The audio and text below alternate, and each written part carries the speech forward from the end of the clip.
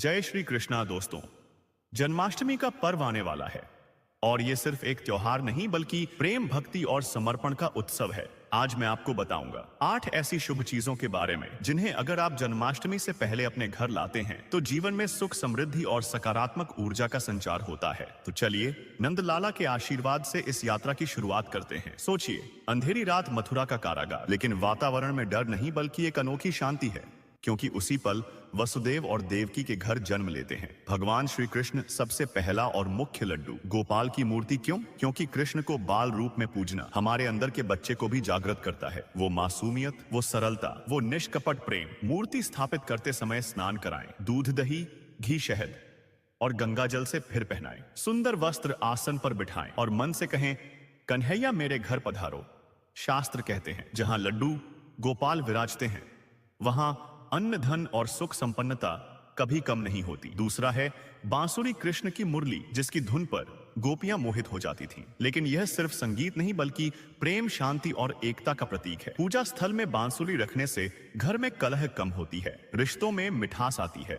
इसे उत्तर पूर्व दिशा में रखें और देखिए कैसे घर का वातावरण बदलता है। तीसरा है मोरपंख, कृष्ण के मुकुट की शोभा। मोरपंख में सैकड़ों आंखों जैसा डिजाइन, मानो यह हर दिशा में देखता हो और बुरी नजर से रक्षा करता हो। मान्यता है कि मोरपंख घर में रखने से नकारात्मक ऊर्जा भाग जाती है। कृष्ण की तरह हम भी मोरपंख से अपनी जिंदगी में खुशियों और प्रेम के रंग भर सकते हैं। चौथा है गाय बछड़े की मूर्ति। कृष्ण गोपाल यानी गायों के रक्षक। गाय बछड़े की मूर्ति सौभाग्य का प्रतीक है। यह हमें याद दिलाती है कि सेवा सिर्फ मनुष्य की नहीं बल्कि हर जीव की करनी चाहिए। कहते हैं घर में गौमाता का स्वरूप रखने से लक्ष्मी जी का वास होता है। पांचवा है माखन और मिश्री, कन्हैया का फाजे प्रिय भोग।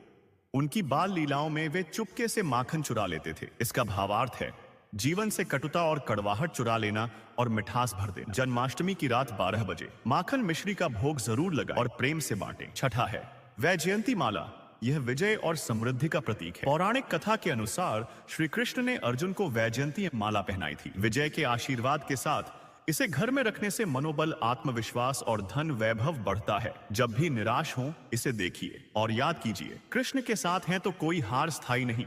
सातवां है पीले वस्त्र, पीतांबरधारी। यही तो कृष्ण का रूप है। पीला रंग बृहस्पति का प्रतीक है, जो ज्ञान, समृद्धि और सकारात्मक ऊर्जा का रंग है। जन्माष्टमी पर पीले वस्त्र पहनना मानो हम अपने जीवन में रोशनी भरने का संकल्प ले रहे हों। आठवां और अंतिम है तुलसी पौधा। तुलसी के बिना कृष्ण पूजा अधूरी है। तुलसी सिर्फ एक पौधा नहीं बल्कि देवी तुलसी का स्वरूप है। वैज्ञानिक दृष्टि से तुलसी घर की वायु शुद्ध करती है और मन में शांति लाती है। प्रतिदिन तुलसी को जल दें, दीपक जलाएं और देखें कैसे घर में दिव्यता का वास होता है। तो दोस्तों, ये थी 8 शुभ वस्तुएं। लड्डू, गोपाल, बांसुरी, मोरपंख, गाय बछड़े की मूर्ति, माखन मिश्री, वैजयंती माला, पीले वस्त्र और तुलसी पौधा। इनको अपने घर लाकर आप सिर्फ सजावट नहीं कर रहे बल्कि भक्ति, प्रेम और सकारात्मक ऊर्जा का आह्वान कर रहे हैं। इस जन्माष्टमी नंदलाला को अपने घर बुलाइए और अपने जीवन को उनकी कृपा से भर दीजिए। जय श्री कृष्णा।